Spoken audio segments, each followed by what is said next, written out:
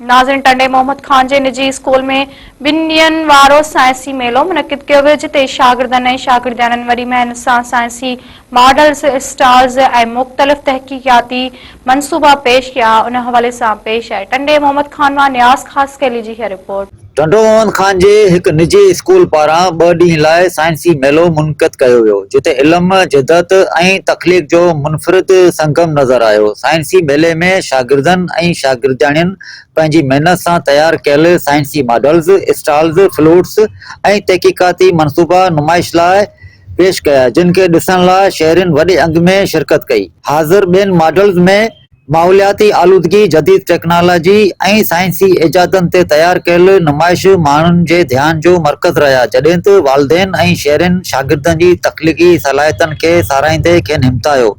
संदन चवणु हो त अहिड़ा तइलीमी प्रोग्राम नौजवान नस्ल खे मुशाहिदे, तजुर्बे ऐं तख़लीक़ियत ॾांहुं माइल कनि था, जंहिंसां न सिर्फ़ संदन एतमाद वधे थो, पर उहे सम्झनि था त इल्म के समाज जी बहितरी लाइ कीअं इस्तेमाल करे सघिजे। स्टेम शो और फॉल फेस्टिवल प्रोग्राम करवाने का मकसद हमारा ये है कि हमारी न्यू जनरेशन, हमारे असातिज़ा और हमारे जो बच्चे हैं, उनके अंदर जो क्रिएटिविटी है दुनिया को दिखाने के लिए उन्होंने अपने प्रोजेक्ट्स बनाए, जिसमें साइंस, टेक्नोलॉजी, इंजीनियरिंग और मैथमेटिक्स की हमने एक थीम रखी जिसको हम स्टेम शो कहते हैं। इस थीम में हमने ये किया कि हमने बच्चों को आइडियाज दिए, क्रिएटिविटी उन्होंने खुद की, डिफरेंट प्रोजेक्ट्स बनाए, सोशल साइंसेस के प्रोजेक्ट बनाए। बच्चे हमारे जो दिखाएंगे दुनिया को कि हम इस जदीद दौर के लिए तैयार हैं, यही हमारा मेन मकसद है। हमारे जो पेरेंट्स हैं बच्चों के, वो आके देखें कि उनके बच्चे कितने क्रिएटिव है। समटाइम्स ऐसा होता है कि पेरेंट्स जो है वो मुतमईन नहीं होते, वो कहते नहीं हमारे बच्चों के ग्रेड अच्छे नहीं आए। हमारा मकसद है कि हम ये वालिदैन को ये चीज़ें सिखाएं कि ग्रेड आना ही ज़रूरी नहीं होता, ये चीज़ ज़रूरी है कि आपके बच्चे में कितना कॉन्फिडेंस है, वो लोगों को अपने तख्लीकी कामों को दिखाएं कि किस तरीके से दुनिया में हमें आगे जाना है।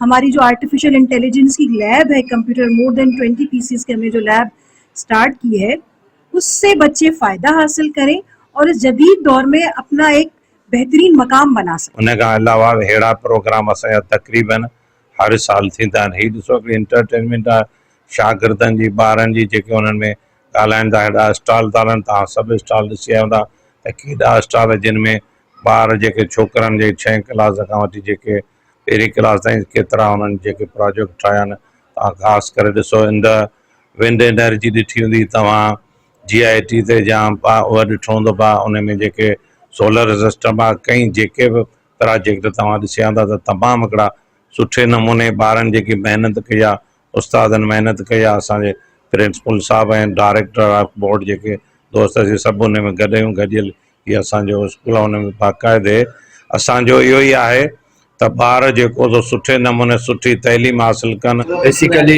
हिन जो कमु इहो आहे त जेके पंहिंजे घरनि में, इंडस्ट्रीज़ में, स्कूल्स में जेके बिजलियूं अचनि थियूं उहो इन ज़रिए अचनि थियूं, मतिलबु कुझु वापदा जे ज़रिए बि अचनि थियूं, न्यूक्लियर पावर, ऐं इन जो जेको वधीक कमु थींदो आहे उहो थींदो आहे डैम्स में। जेको सोलर जी जेको असांजो जेको प्रोजेक्ट आहे उहा सोलर एनर्जी खे जेका पावर मिलेगी उहा सन तां मिले, जंहिंमां असांजो लाइट बढ़े थी ऐं जिते उजालो हुजे उते रोशनी पाण करे था सघूं।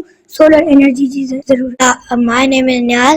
I study in class 4. We have a solar plate. We connect it with a wire and bulb. असांजो मक़सदु असांजे लाइ ठाहियो असीं तव्हांखे इहो मैसेज ॿुधाए सघूं था असां दुनिया में हे डिस्क्राइब करे सघूं था हे कहिड़ी शयूं कीअं हूंदियूं आहिनि, हे रिन्यूएबल एनर्जी सोर्स में विंड पार्क, एटम स्ट्रक्चर असां रियल लाइफ में कीअं यूज़ करे था सघूं, इन जा बेनिफिट्स, डिसएडवांटेजेस छा छा आहिनि। बिल्कुलु सिख्या सही थी मिले, एजुकेशन सही आहे हिते। इन सां गॾु ॿिया ॿारनि जो इन साल ई को करिकुलर एक्टिविटीज़ आहिनि, जे ग्लोबल आहे, ॿिया प्रोग्राम ICAT आहिनि जेके इंटरनेशनल या नेशनल थियनि था। कुझु ॿार जेके बाकू अज़रबैजान विया हुआ त ख़ाली हिते नथो थिए पर इंटरनेशनल थियनि था, जो एजुकेशन जी दुनिया मूव ऑन थी करे फास्टर बि थिए तो पाण के पंहिंजा कोर्स ऐं स्टडीज़ या पैटर्न तरीक़ेकार चेंज करणु खपे। टेक्नोलॉजी का दौर है तो उस हवाले से अच्छी ये मेहनत है और काफ़ी काविश है कि उस तरीके से उन्होंने बहुत अच्छा प्रोग्राम अरेंज किया। तमामु बहितरीन प्रोग्राम आहे ऐं अहिड़ा इवेंट थींदा रहनि। असां चाहियूं था त इन सां ॿारनि में अवेयरनेस ईंदी ऐं जेकॾहिं हिन स्कूल में स्टार्टिंग थी आहे त आउं सम्झां थो त ॿिया जेके प्राइवेट स्कूल आहिनि उन्हनि में बि अहिड़ा इवेंट जेके साइंसी मेला आहिनि उहे थींदा रहनि। इन सां ॿारनि में शऊर पैदा थींदो, उहो अॻियां हली उन्हनि खे उन्हनि जी बहितरी लाइ, फ्यूचर जे लाइ उन्हनि में तमामु आसानी थींदी। कैमरामैन आसिफ एवान सां गॾु न्याज़ कासकेली, मेहरान टीवी, टंडो मोहम्मद खान।